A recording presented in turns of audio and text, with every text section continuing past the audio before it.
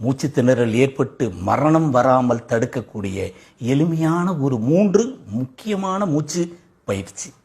இந்த சுவாசத்தை சுத்தப்படுத்தக்கூடிய, சுவாச பாதையை சுத்தப்படுத்தக்கூடிய இந்த மூக்கு துவாரத்திலிருந்து, நேசல் கேவிட்டியிலிருந்து, தொண்டைக்குழியிலிருந்து, குரல் வளையிலிருந்து, மூச்சுக்குழல், கிளைக்குழல், நுண்கிளைக்குழல், காற்றுப்பை வரை நுரையீரலை சுத்தப்படுத்தக்கூடிய எளிமையான 3 முக்கியமான மூச்சு பயிற்சி.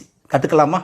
இதை செய்தால் நிச்சயமாக எந்த ஒரு நோய் கிருமிகளும் நம்மளை அண்டாது, நோய் எதிர்ப்பு சக்தி அதிகரிக்கும். இது கட்டாயமானது.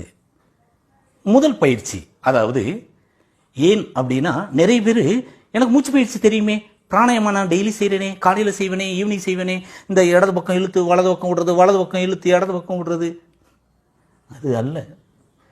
எடுத்தவனே உட்காந்து இடது பக்கம் இழுத்து வலது பக்கமும், வலது பக்கம் இழுத்து இடது பக்கமும் என்று சொல்லக்கூடிய நாடி சுத்தி செய்தால் அது முழுமை பெறாது.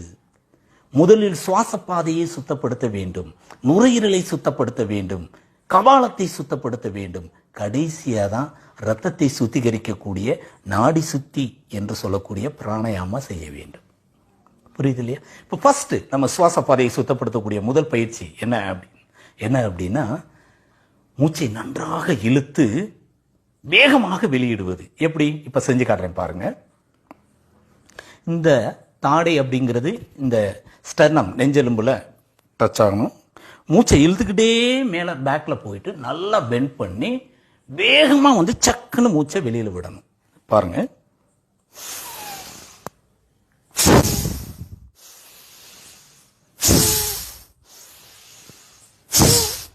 புரிஞ்சுச்சா?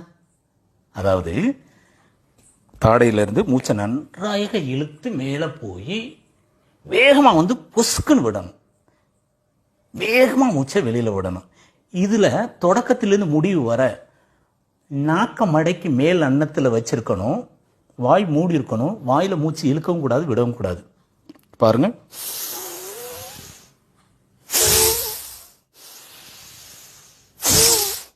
புரிஞ்சுச்சா?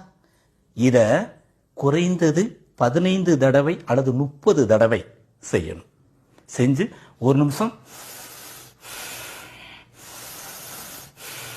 கண்களை மூடி மூச்சை நன்றாக இழுத்து விட்டு அமைதியா இருக்கணும். அடுத்து 2வது பயிற்சி. இப்ப 2வது என்ன செய்ய போறோம் அப்படின்னா, கபாலபதி. ஃபர்ஸ்ட் செஞ்சது பஸ்திரிகா, சுவாச பாதையை சுத்தப்படுத்துறதுக்கு. இப்ப கபாலத்தை சுத்தப்படுத்தக்கூடிய 2வது பயிற்சி கபாலபதி. இதை எப்படி செய்யணும் அப்படின்னா, நம்மளுடைய கையில இந்த மோதிர விரலையும் கட்டை விரலையும்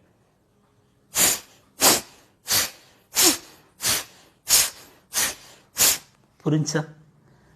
இன்ஹேல்ல எக்ஸேல் மட்டும். இந்த எக்ஸேல் மட்டும் எப்படி செய்யறது அப்படின்னா, சாதாரணமா 1 சைடு மூக்கு அடைச்சு ஒரு பக்கமா இத ஃபாஸ்டா செய்யணும்.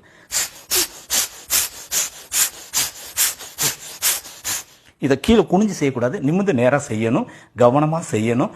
கண்களை 1/3 க்ளோஸ் பண்ணிக்கிட்டு செஞ்சீங்கன்னா ரொம்ப எஃபெக்டிவா இருக்கும்.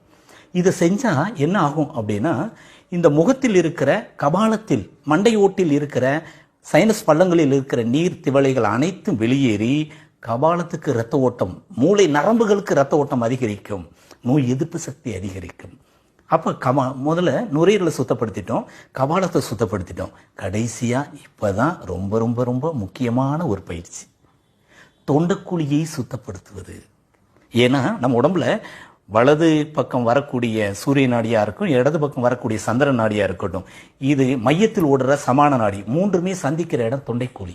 இந்த தொண்டைக்குழியில் தான் நோயை உருவாக்குற கிருமிகள் தங்கி இருக்க முடியும். 1. 2வது கீழே அடிவயிற்றில் கீழே இருக்கிற மலக்குடல் அங்கே தங்கி இருக்கும். இந்த தொண்டைக்குழியிலிருந்து வைரஸ் கிருமியா இருக்கட்டும், பாக்டீரியா கிருமிகளா இருக்கட்டும், வெளியேற்றக்கூடிய மிக மிக அற்புதமான மூச்சுக்குழலை சுருங்கி போய் விடாமல், மூச்சு திணறல் வராமல், உயிர் காப்பத்து வரவிடாமல் தடுக்கிற நிறைவான இந்த தொண்டைக்குழியை சுத்தப்படுத்தக்கூடிய ஒரு பயிற்சி.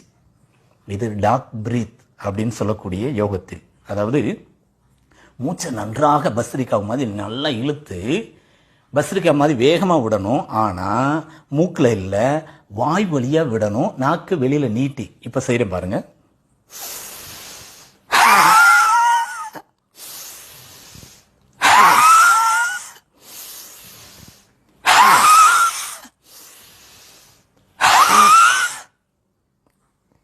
இது மாதிரி 15 தடவையிலிருந்து 30 தடவை செஞ்சீங்கன்னா தொண்டைக்குழியில் இருக்கிற கபம் எல்லாம் அரிச்சுக்கிட்டு வெளியில் வந்துடும். உணவுக்குள்ள மூச்சுக்குள்ள நல்லா சுருங்கி விரியும். அங்கே கிருமிகள் எதுவும் தங்க முடியாது, வெளியேறிவிடும். இந்த 3 பயிற்சிகளை செய்யாம நாம நாடி சுத்தி, அதாவது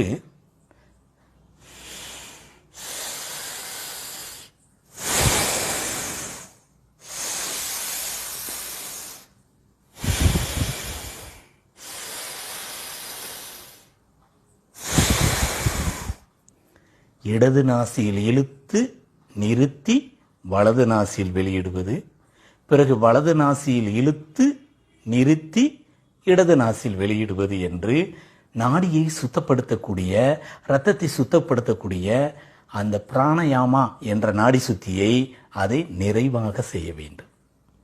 ஃபர்ஸ்ட் சொன்ன இந்த 3 பஸ்திரிகா வேகமாக வெளியிடக்கூடியது, கபாலபதி லெஃப்ட் டு ரைட் செய்யக்கூடியது, அடுத்து நாம் செய்யக்கூடிய டாக் பிரீத்,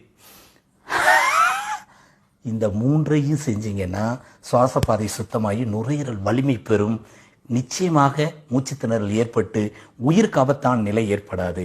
அதன் பிறகு நாடி சுத்தி என்று சொல்லக்கூடிய இடது நாசியில் இழுத்து வலது நாசியில் விடுவது, வலது நாசியில் இழுத்து இடது நாசியில் விடுவது.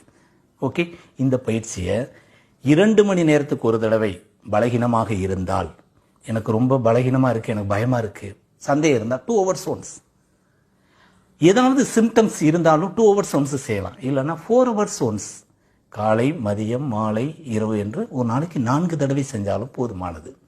இதை 24 மணி நேரத்தில் எப்போ வேணாலும் செய்யலாம். இதுக்கெல்லாம் நேர காலம் உங்களுக்கு தேவையில்லை. இப்போ இருக்கிற காலகட்டத்தில் நிச்சயமாக இந்த மூச்சு பயிற்சி உங்களுக்கு பயனுள்ள வகையில் இருக்கும். சின்ன குழந்தையிலேருந்து பெரியவங்க வரை யார் வேணாலும் செய்யலாம். தனியாக உட்காந்து செய்யுங்க, குரூப்பாக வேண்டாம். ஏன்னா நீங்கள் வெளியிடக்கூடியது மற்றவங்க மேலே பரவுறதுக்கு வாய்ப்பு இருக்கும். அப்படிங்கிறதுனால தனியாக உட்காந்துக்கங்க, ஒரு டவல் ஒன்று விரிச்சுக்கோங்க, வரக்கூடியதை சிந்தி தொடச்சிருங்க, அதை டிஸ்போஸ் பண்ணிடுங்க. இது ரொம்ப ரொம்ப கட்டாயமானது. இந்த எளிமையான 3 மிக முக்கியமான மூச்சு பயிற்சி கட்டாயம். என்னுடைய மொபைலில் செல்ஃபி கேமராவில் இந்த வீடியோ எடுத்ததுனால இடது கை வலது கை மாறி வந்திருக்கும். அது ஒரு கன்ஃபியூஷன் உங்களுக்கு வர்றதுக்கு வாய்ப்பு இருக்கும். நாம் யூஸ் பண்ணுறது வலது கை தான். இதில் ஆக்சுவலாக இதுதான் வலது கையாக உங்களுக்கு தெரியும். வலது கை தான் நம்ம பயன்படுத்தணும், இடது கை பயன்படுத்தக்கூடாது மூக்கில் நம்ம நாடி சுத்தி யூஸ் பண்ணுறதுக்கு. ஓகே, இது ரொம்ப ரொம்ப யூஸ்ஃபுல்லாக இருக்கும். மறக்காமல் செய்யுங்க, தைரியமாக இருங்க, தன்னம்பிக்கையோடு இருங்க. வாழ்த்துக்கள்.